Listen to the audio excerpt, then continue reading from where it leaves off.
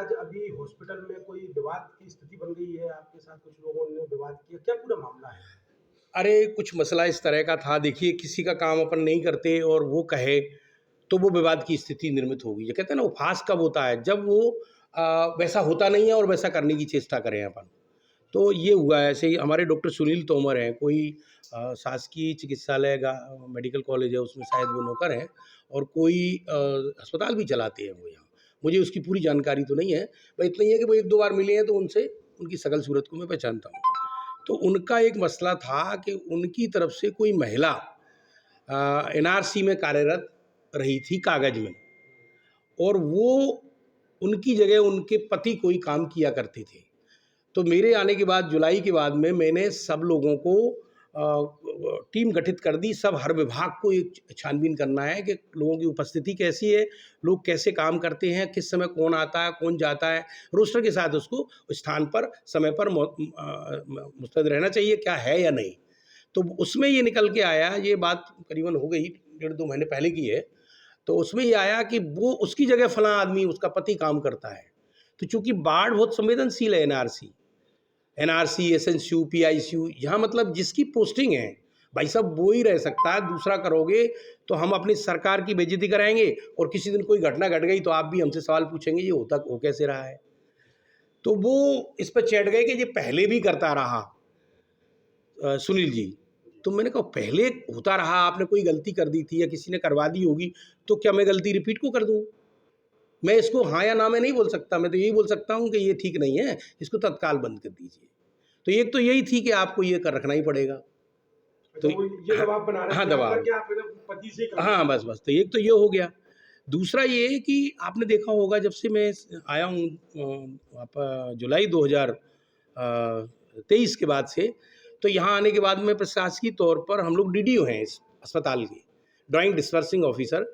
तो हमको ये देखना भी बहुत ज़रूरी है कि अगर वित्त से कोई चीज़ दे रहे हैं हम राशि, तो हम किस प्रयोजन से किस संस्था को, और उसका पर्पज क्या है और उद्देश्य क्या है, तो वो भी हमें देखना चाहिए नियम धर्म से हिसाब से। तो ये बंद कर देना। तो वो चीज़ भी देखी, जब देखी तो हमें पता चला कि टेंडर नहीं हुई। तो टेंडरों के बारे में सब कुछ हमने, चूँकि रोगी कल्याण समिति के अध्यक्ष हमारे कलेक्टर साहब हैं, हम साहब को बताते हैं हर बात। तो हमने हर चीज़ को मौखिक भी बताया और लिखित तौर पर भी मैंने बताया है कि ये चीज़ नहीं हो रही है सर, ये वैधानिक नहीं लगता, ये ऐसा नहीं लगता।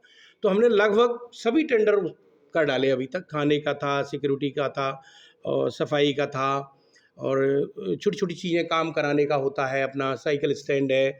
ये जितने भी हमारा काम का तरीका है, हम जो भी चीज़ लाएँगे, तो हम वो भंडार क्रय नियम का पालन करते हुए उसका उपयोग करें।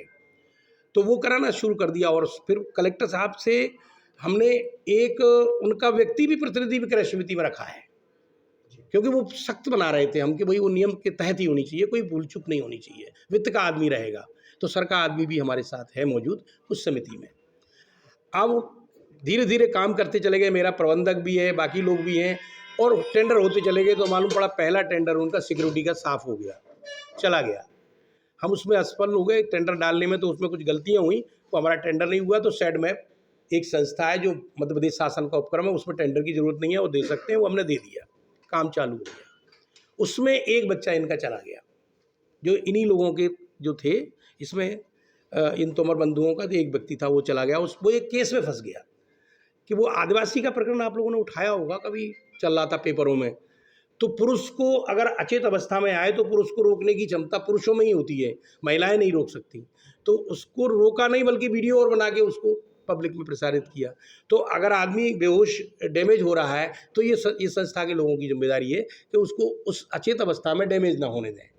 वो चीज़ थी, तो उसमें दोषी पाया गया था, इसलिए उसको कंपनी ने निकाला, हमने नहीं निकाला। तो एक तो वो हो गया। फिर उसके बाद में जीवन मित्रा सफाई कंपनी थी, जो 19-20 का टेंडर है।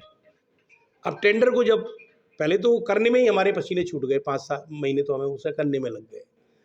तो वो पहले चूंकि सीएमएचओ साहब कर रहे थे, तो हमने उनसे भी सब कुछ लिखापढ़ी करने की कोशिश की, तो उनकी तरफ से कुछ खास जवाब नहीं मिला। तो फिर कलेक्टर साहब के माध्यम से, क्योंकि आरकेएस के चेयरमैन है वो, इसके एक तरह से मुखिया वही हैं, तो हमने उनसे भी सलाह मशवरा ली, तो उन्होंने लिख दिया डू एज पर। तो आप खर्चा करोगे तो खर्चे की चीज़ को आपको देखना है, जरूरी थोड़ी कि आप किसी दूसरे से दिखाओगे, पहले तो आपको ही देखना है कि खर्चा आपको करना है। तो वो टेंडर जब दिए तो वो टेंडर में वो कंपनी 5वें चौथे नंबर पे चली गई, जी बताइए। HR में भी 5वें चौथे नंबर पे चली गई। तो अब मैं तो कंपटीशन से कुछ नहीं कर सकता, कंपटीशन तो कंपटीशन है। इसमें ये लोग कुछ काम कर रहे थे, इसमें कुछ गलतियां हो रही थी पहले, जैसे HR की, ये तो मरबंधु जितने भी हैं, ये लोग शायद पूरे ही थे। तो इसमें मोन्टू का नाम आ रहा है, कुलदीप का नाम आ रहा है, ये सब इसी में थे पहले। तो अब बाहर हो गए तो मैं क्या करूं उसके लिए, ये मेरे बस में तो है नहीं, क्योंकि समिति बड़ी ढंग से बनी हुई है क्रय की। अब जब बाहर हो गए तो बुकलाना शुरू कर दिया। अब भैया आके ऑफिस में मुझे मारोगे पीटोगे या मुझे धौंस दोगे तो क्या काम हो जाएगा? क्या मेरी जगह दूसरा आ जाएगा? सर आज आपको मारपीट भी की है उन्होंने? नहीं, मारपीट की धौंस दी।